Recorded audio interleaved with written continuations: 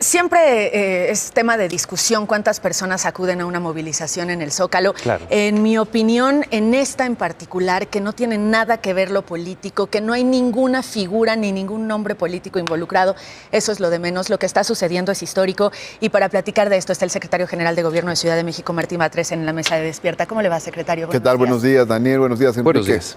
Da lo mismo si fueron 90,000. En esta sí da lo mismo si fueron 90,000. muchas. Fueron miles, muchas, fue una manifestación muy grande de muchas mujeres, miles de mujeres. Ese es un dato muy importante. Y otro dato muy importante es que se manifestaron con plena libertad. Es decir, se dieron las garantías para que ejercieran un derecho fundamental, que es el derecho de manifestación. Le voy a hacer dos preguntas un poco morbosas, pero que llamaron mucho la atención, sobre todo en redes sociales. ¿Por qué no había bandera en la plancha del Zócalo capitalino y por qué les apagaron las luces cuando todavía había chavas ahí manifestándose con sus fogatas en la noche? Mira, de lo primero, pues evidentemente, por un lado estaba toda la valla alrededor del Zócalo, es decir, el Palacio Nacional y frente a la Catedral, y por otra parte también había que cuidar la bandera nacional. Yo creo que son los dos elementos importantes, las razones por las cuales no estaba la bandera en ese momento. ¿Pero qué le podían hacer a la bandera? Bueno, no sabemos. Suceden cosas, ¿verdad? De todas maneras, se tenía que tomar medidas para cuidarla. Y por otra parte, era difícil hacer la ceremonia que se hace de izamiento de la bandera a las 6 de la tarde, ¿no? Ahora, por otra parte, hay un funcionamiento que tiene la plancha del Zócalo. Eso también lleva a que haya cierto orden y ciertas medidas que se realizan ahí. Sin embargo, bueno, toda la manifestación transcurrió a lo largo de muchas horas con un pleno ejercicio de libertad y vimos a muchas mujeres con, digamos, actitudes festivas en la plancha del Zócalo, lo cual fue muy interesante. ¿Cuántos grupos violentos tienen identificados en el gobierno de la Ciudad de México? ¿Y qué era esa sustancia que usaron para que no se acercaran a las vallas, sobre todo ahí en Palacio Nacional, casi en la esquina con la Catedral? De los grupos violentos, estos varían, van variando sus nombres, son varias decenas, más o menos deben de representar unas 300 personas aproximadamente. Llamó la atención que ayer había hombres, entre los que estaban embistiendo las vallas había un grupo de hombres. Y no iban precisamente como solidarios con las demandas, sino más bien iban ahí al acto de violencia en las vallas. No obstante, no pasó a mayores, afortunadamente. Hay bastante experiencia ya para estos casos de parte de la Policía Capitalina. Y por otro lado, me preguntabas qué otra cosa. El gas o esa sustancia que usaron para dispersarlas. No se utiliza gas, ni gas pimienta, ni gas lacrimógeno menos, sería una cosa que no se aguantaría ahí en la movilización, es el extintor. ¿Y ese provoca este malestar como para respirar en los ojos que reportaban? El extintor permite apagar el fuego, para eso es el extintor. Entonces tenemos, cuando llevan cuetones, petardos, bombas molotov, sopletes, que fue el día de ayer, que había muchos con sopletes y había varios generando ahí pequeños incendios, entonces usa el extintor pues para proteger a las personas. ¿Quiénes están detrás de la valla utilizando estos extintores? Policías, ateneas.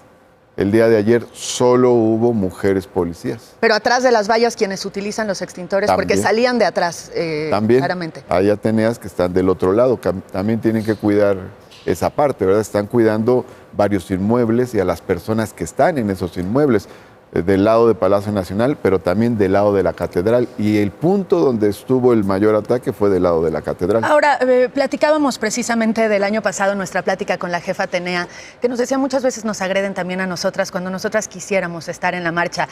¿Cuál es el saldo en tanto el grupo de manifestantes como para las Ateneas? La jefa Atenea y el grupo de las Ateneas hacen una labor increíble. Espectacular, espectacular. Increíble. Y además con mucha concientización. No solo tienen la capacitación para poder controlar situaciones muy complicadas y no pasar a la ofensiva, no pasar a una confrontación, sino que también tienen una capacitación de género y una conciencia de género muy importante. ¿Sabe qué tienen, secretario? Empatía, entienden lo que está pasando. El año pasado hubo un grupo de policías que marchó y gritaba, policía consciente, se une al contingente. Y por cierto, también un grupo de manifestantes les entregó flores. El año pasado eso impactó mucho pero hoy vemos el profesionalismo de ellas. Ustedes entrevistaron a algunas compañeras con una gran empatía, una gran solidaridad con la causa de las mujeres. ¿Alguna lesionada, alguna Atenea o alguna manifestante? No. Esto es muy importante y tiene que ver con lo de las vallas. Es decir, si no tuviéramos vallas, las policías estarían directamente en confrontación con las manifestantes. La valla nos ayuda mucho a evitar esas situaciones y qué bueno que así sea. No tuvimos personas lesionadas, no hubo mujeres policías lesionadas como en otros momentos, que ha habido incluso mujeres policías con fracturas, con quemaduras, en fin. Tampoco manifestantes lesionados, eso también es muy importante. Entonces se tienen que cubrir muchos aspectos, ¿no? Por ejemplo, una parte, para poner otro caso, es el de la famosa pecera, que es esta parte del Metro Hidalgo que se tiene que cubrir porque ahí hay muchos vidrios en una de las entradas, se cubre. Una de las chicas el año pasado se cayó por romper estos vidrios, entonces ahí entran todos estos cuidados que se tienen que dar para evitar que haya personas lesionadas. Y afortunadamente ayer, saldo blanco, con una asistencia récord. Yo creo que es la marcha más numerosa que ha habido el 8 de marzo en la Ciudad de México. La Ciudad de México tiene 3 años y medio con esta alerta de violencia de género. ¿Cuál es su balance desde el gobierno de la Ciudad de México? Porque lo que hemos visto es que las cifras nos indican que hay un aumento por lo menos en los feminicidios. ¿Ha funcionado la alerta de violencia de género en la Ciudad de México? Tiene que hacerse el análisis de cada una de las cuestiones, porque, por ejemplo, en el caso de los feminicidios es importante señalar que antes todo era homicidios. Ahora se hace una diferenciación, pero incluso cuando había el asesinato de una mujer, pues se clasificaba dentro de los homicidios. Ahora se hace este análisis para saber si no hay una cuestión de género, si no hay una cuestión de odio en el homicidio de una mujer, porque obviamente no es lo mismo cuando se asesina a una mujer en un asalto que cuando eso es por una violación. Pero, por ejemplo, la pandemia incrementó la violencia intrafamiliar de una forma exponencial, por ejemplo. Bueno, por ejemplo, en el caso de la pandemia hay varias cifras. Teníamos a todo el mundo confinado, pero también son diferentes los datos de otros casos, los datos de violación, por ejemplo. En el análisis que hay es importante ver el número de violaciones que ocurren dentro de los hogares, que muy probablemente es más de la mitad de los casos. Y ahí, pues no es una cuestión de vigilancia en las calles, ahí se requiere una transformación más profunda. Pero es sí una de transformación respuesta, ¿no? cultural, de las estructuras familiares, en fin. Tiene que ver con muchas de las cosas que cuestionan las propias mujeres, el propio movimiento feminista. Para terminar, también, ¿no? secretario, yo le quiero hacer una pregunta que le hacía ayer a la titular de InMujeres en esta misma mesa. Perdón que te interrumpa, pero me interesa señalar unas cuestiones que creo que son importantes, porque el gobierno de la ciudad ha creado el banco de ADN de agresores sexuales, el único en toda la República. El registro de agresores sexuales, que era un registro público y por orden judicial ya no es público. También los senderos seguros para las mujeres, para que caminen por caminos iluminados. También la ley Olimpia y la ley Ingrid para castigar la violencia digital contra las mujeres. Para poner algunos ejemplos, está el número *765 para que cualquier mujer pueda denunciar un acto de violencia en su contra. Esta es otra iniciativa importante. El Instituto de las Mujeres se transformó en Secretaría de las Mujeres. Se creó una fiscalía para delitos contra las mujeres. Es decir, hay un conjunto de transformaciones a propósito de la alerta de género que han ocurrido en este lapso. Hay estados en los que también existen estas instituciones, lo veíamos en el caso específico de Nuevo León y esa era la pregunta, que a pesar de que lo tienen los propios funcionarios e incluso funcionarias no entienden el problema.